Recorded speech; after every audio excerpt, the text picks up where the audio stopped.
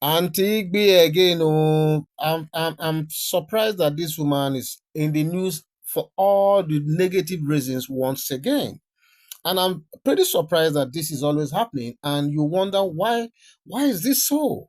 I mean, so the rumors, that is making the rounds at this time is that Auntie Igbe was held hostage, as Ile Ife youths descend on her and her driver. Okay, so the report said, she had gone to Jaja Mall to stock up. She finished. I was returning back to the palace when she was attacked. By the irate youths who had ostensibly laid siege. To unleash mayhem on her. And you begin to wonder, how did we get here? Okay, we'll go into that, but don't forget that because of the incessant fighting that has always happened in the Ojaja Mall, our dear KBC are taking extra measures to reinforce the security in that place. So for a very long time now, we have not been hearing that wives are meeting, Oloris are meeting there and fighting. We've not been hearing that things are going wrong in that place. The security there is very tight. So obviously, because of this, it's like the youths, they decided to stage their ambush out of the Ojaja Mall. And according to the story, it's like Auntie B wanted after shopping at the Ojaja Mall on their way home. It's like she wanted to buy something else along the way, and they stopped, to buy that stuff. And just when she was about doing that, we were told that these irate youths, I mean, they were said to have, come out from their hidings as if, they knew when she was going to get to that spot. Everything was well choreographed. Everything was just organic, to the point that Auntie Igbe was taken by surprise completely. She didn't see that coming. But according to the report, they said, they have them drilled, and in while drilling her, you know, she was warned seriously that she better pray that the investigation that is ongoing regarding the Ibadan disaster, that her fingers, her name is not mentioned, because the speculation going out there or making the rounds in the social media is that possibly maybe Auntie Igbi has a hand, in the whole thing. Because when that vandalization of the first venue happened, I think the name of Auntie Igbi and some other people, they are mentioned.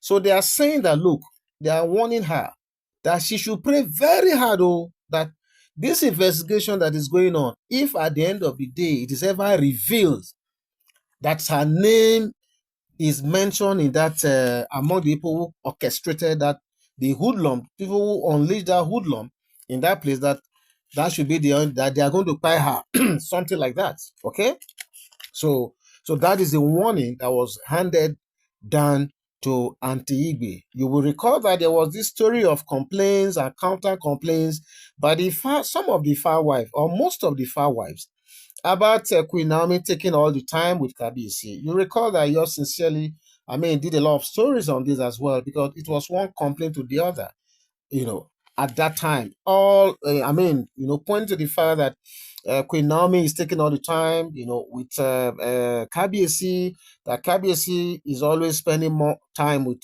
Queen Naomi, blah, blah, blah. And don't forget that Auntie Igbi was the one who championed this whole crusade, crusade at that time. You recall the issue of vandalization, like I said, of that first venue, which had many fingers pointing at some of these Sifa wives, especially at Igbi, like I said before. Okay? But you also recall how the venue of the Islamic high school was allegedly hijacked by hoodlums, purportedly sent by Auntie Igbi and her cohorts. Don't get me wrong, this allegation is within the realm of speculation at this time, because the IG of police, like we earlier reported, is now handling the investigation. And not until this investigation is fully done with, everything we say here, everything you hear on the social media is purely, based on speculation. Okay. So no one can come out to authenticate this new, because, and what we are doing here is just to reenact what is already out there in the social media. Okay. So I want to say that let's be patient. Let's wait for the investigating team, to finish their work, and hopefully when they are done, we all be, be briefed on what happened. I'm actually very much interested in seeing, knowing what were the remote and the immediate causes of that stampede. I think when we get that, we'll be able to get into more. We'll be able to have more details. Okay, so so it is. So it is in line with this that these permutations and narratives in the social media, plus the reported claim of Queen Naomi condition in Ibadan that has now, obviously infuriated the irate. Okay, what am I trying to say here? You see, because of the fact that before now, the news has been all over the social media that it was Auntie Igbi and her cohorts that orchestrated the attack of the first venue. Because of the fact that the social media is awash with the speculation also that Auntie Igbi and her cohorts were part of the people who unleashed the hoodlums who hijacked the second venue and and caused the mayhem, the stampede that has resulted to where we are today. So because that is the narrative that is being peddled all over the social media, that is why the fair youths, because of course they have heard what happened, and because they are very, very angry already, and because of the fact that they know that Queen Naomi, organized this fun fair out of love, out of humanitarian gesture. Okay, they know this because they have witnessed on many occasions when she did the same thing right in Ile Ife, right in the palace of the Union of Ife. That is why they are giving Auntie Igbi this warning ahead. Like this is like a final warning to say, if you have your hands in this, forget it. It is high level. Okay, and how will you blame the youths if they talk in this manner? Because most of the things that Queen Naomi has suffered, most of the things she has suffered are in the public domain. And you and I know that a lot of people, especially those who are pro Naomi fans, know where to put the blame in some of these things. But it's just that we are not in that close proximity to some of these people to ventilate our anger or to even show or to do anything, to them or attack them or whatever. Even though the purpose of this video is not to promote violence, we are not that. We always believe that the due course of the law, it should be followed in every situation because there is a reason why there are laws in a country, because a country that has no law is a lawless society, and lawlessness breeds confusion, chaos, and all manners of very unpalatable situations that could be costly. So I am using this opportunity to advocate, for patients. I'm using this opportunity to say, look, whatever the findings, whatever the outcome of this investigation, we must allow peace to reign. We must allow justice, to prevail. Justice to do families of those who have lost their life. And possible restitution. Yeah, it is needed. Okay.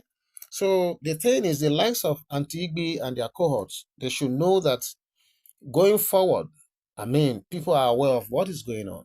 They should pray really hard that they don't have hands in this, because if they do, apart from the irate youths who are already angry and laying ambush all over the place, the gods of the lands are also not happy, because I've told a lot of people some time ago that what happened in Ibadan, for it to have happened in December, uh, I mean, just the same December that Instagram post announcement was made. It's looking like there's this thing with December that doesn't favor our dear Queen Naomi. And it's so sad that, look, she did everything. She left the first venue, out of precaution to do the needful. She left the first place, came to the second one, and still we are where we are. It is very, very unfortunate. But like I said, let us, our hearts are with the families of those who have lost their loved ones, and our prayers are with their families and also with our own dear Queen Naomi, hoping that at the end of the day, justice will prevail. Okay?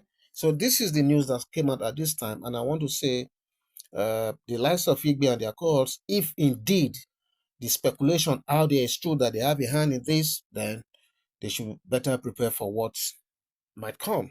Okay, but like I said, we do not advocate uh, um, um, we do not advocate chaotic situations here. We advocate for due process and the rule of law.